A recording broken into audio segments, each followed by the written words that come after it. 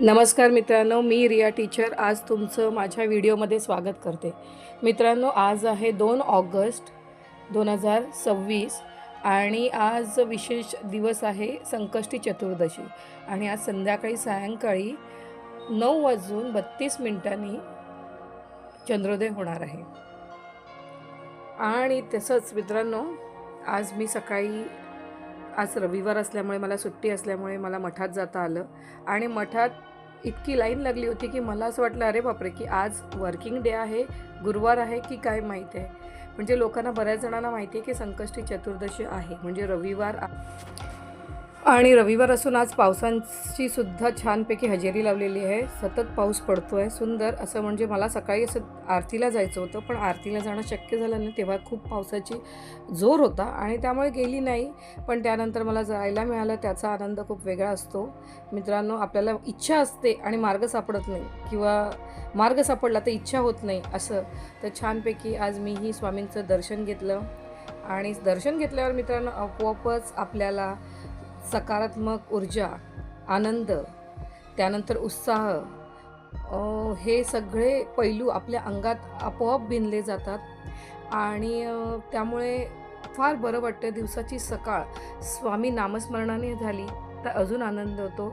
आणि मग थोडंसं तारक मंत्र वाचलं, स्वामींचं नामस्मरण केलं आणि त्यानंतर मग मला थोडंसं आज मार्केटमध्ये पण जायचं होतं, भाजीपाला घ्यायचा होता. पण पाऊस एवढा आहे तर बाहेर जाणं शक्य नाही. मग म्हटलं चला आपण स्वामींचं दर्शन फक्त घ्यावं. पण काय झालं, आतमध्ये गाभाऱ्यात पण गर्दी जरा थोडी जास्त झाली आहे, तर मग किती वेळ आपण उभं राहणार. मग मी बाहेर थोडंसं उभं राहिली आणि पावसाची जाण्याची वाट बघत होती. आणि आज बऱ्याच जणांचा उपवास असेल संकष्टी चतुर्दशीचा.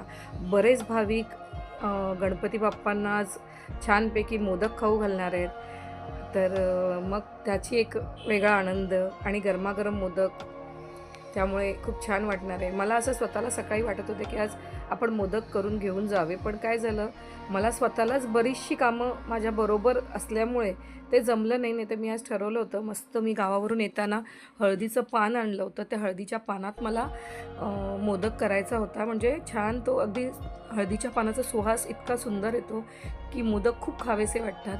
आणि आमच्या घरी असे स्वामींचे जे इलेक्ट्रिक बोर्डला लावायचे पिन आहेत त्याच्यावर स्वामींचं आहे.